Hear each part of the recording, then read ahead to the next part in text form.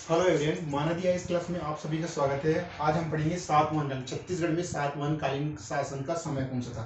तो सातवाहन में बहत्तर से 200 ईसा पूर्व के आसपास सातवाहन शासकों ने यहाँ पर शासन किया। मतलब ये जो भारत में ना, और जो राजधानी सबसे पहले सातवाहन शासकों की पहली राजधानी कौन थी? प्रतिष्ठान का है आपका महाराष्ट्र ना।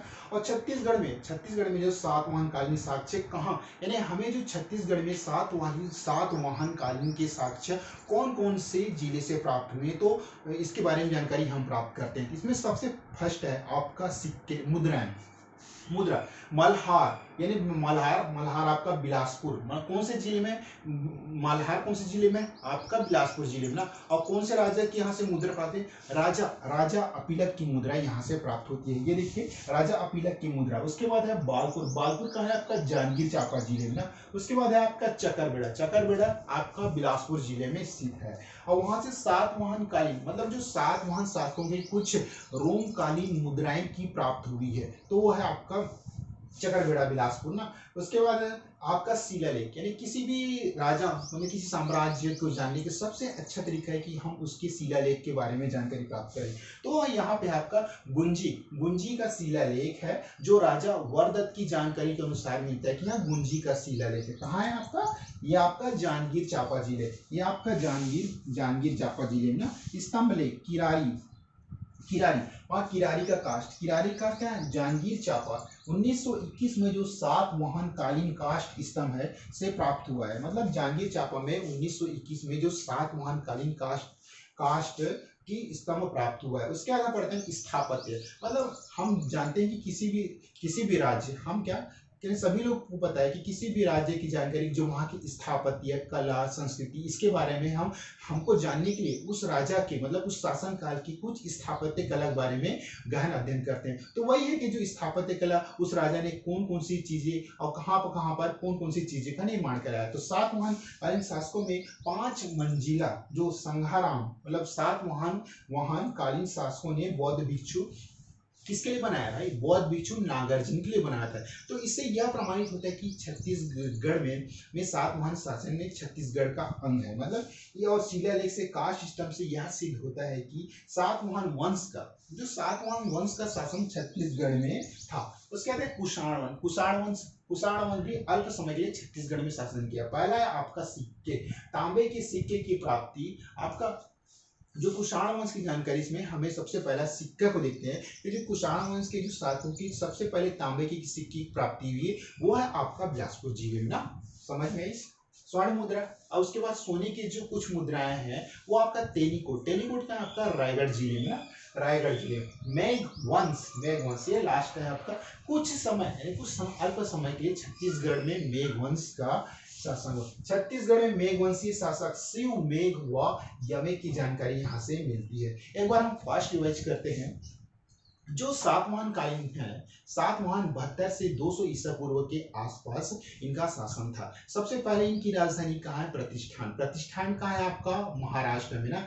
और जो सातवाहन कालीन के जो कुछ सिक्के, मुद्राएं, शिलालेख जिसकी कुछ साक्ष्य हमारे छत्तीसगढ़ में मिले हैं, उसके में सबसे पहला है आपका मुद्रा मल्हार कहाँ है? बिलासपुर। और राजा अपीलक की मुद्रा की जानकारी से हमें मिलता है कि राजा अपीलक की मुद्रा की जानकारी से हमें यह जानकारी मिलती है कि कुछ मुद्राएं आपका बिलासपुर के मल्हार जिले से मिली है। उसके बाद बालपुर का है आपका जांजगीर चांपा जिले से भी हमें कुछ मुद्राएं मिली है। चकरबेड़ा बिलासपुर, सातवाहन काल शासन के जो रोमकालीन मुद्राएं हैं यहाँ से प्राप्त हुए ना। चकरबेड़ा आपका बिलासपुर से रोमकालीन स्वर्ण मुद्राएं प्राप्त। शिलालेख, आप गुंजी का जो शिलालेख है, मतलब एक प्रकार के शिलालेख है, राजा का उपदेश होता है, जिसमें हम जानते हैं कि वहाँ के जो साम्राज्य कहाँ तक फैला था, उन साम्राज्य ने कौन कौन सी जानकारी, कौन कौन से राज्य के बारे में जो उपदेश दिए, वही आपका शिलालेख है। शिलालेख में आपने पढ़ा होगा कि सम्राट अशोक की शिलालेख, और इसको सबसे पहले किसमें पढ़ा था? कौन सी लिपि थी? ब्राह्मी लिपि थी। अशोक के सबसे पहले शिलालेख को पढ़ने का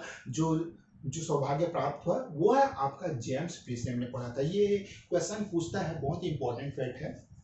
स्तंभ लेख आपका किरारी का एक प्रकार लकड़ी का काष्ठ होता है, जिसमें बहुत सारी कुछ छोटे छोटे अंकों या फिर उस साम्राज्य की जो भाषा होती है उस पर लेख लिखा होता है, उसको स्तंभ लेख। तो यहाँ पर किरारी का जांजगीर चांपा 1921 सातवाहन कालीन काष्ठ स्तंभ प्राप्त हुए। अब स्थापत्य कला है ना, तो ये 5 मंजिल इमारत संघाराम सातवाहन कालीन शासकों ने बौद्ध भिक्षु नागार्जुन के लिए बनवाया था। तो इससे पता पड़ता है कि सिक्का मतलब हमारे सिक्के और शिलालेखों की जानकारी से हमें ये पता पड़ता है कि जो सिद्ध होता है कि सातवाहन सातवाहन वंश का शासन छत्तीसगढ़ में था। उसके बाद हम पढ़ते हैं कुषाण वंश जो सबसे पहले आप सिक्के कहाँ से प्राप्त हुए थे, वह आपका तांबे के सिक्के की प्राप्ति बिलासपुर से होता है। स्वर्ण मुद्रा कहाँ का, तेलीकोट रायगढ़ से। मेघवंश छत्तीसगढ़ में मेघवंशी शासक शिव मेघ व यमे की जानकारी मिलती है। और कुछ मैंने क्वेश्चन कराया था कि कोटरी नदी का उद्गम कहाँ से होता है। कोटरी नदी का उद्गम आपने सुना ही होगा, राजा पहाड़ी, बरेली पहाड़ी, रावगढ़ की पहाड़ी और केशकाल घाटी। तो हमने ये देखा कि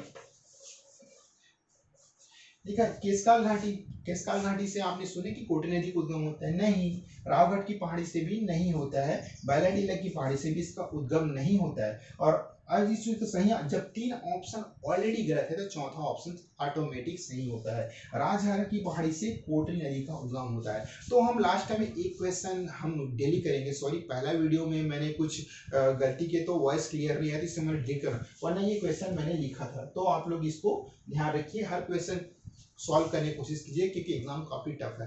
तो आज की वीडियो में हमने पढ़ा, बहुत ही छोटी और टिपिकल वीडियो थी जिसमें हमने सातवाहन शासन कालीन के जो मुद्राएं, सिक्के, शिलालेख, स्थापत्य कला के बारे में जानकारी प्राप्त की। तो ये था हमारा आज का सातवाहन शासन कालीन और ये टॉपिक खत्म हो चुकी है। तो ओके, हम नेक्स्ट क्लास में वाकाटक वंश पढ़ेंगे। ओके, अपना कीमती वक्त देने के लिए बहुत बहुत धन्यवाद।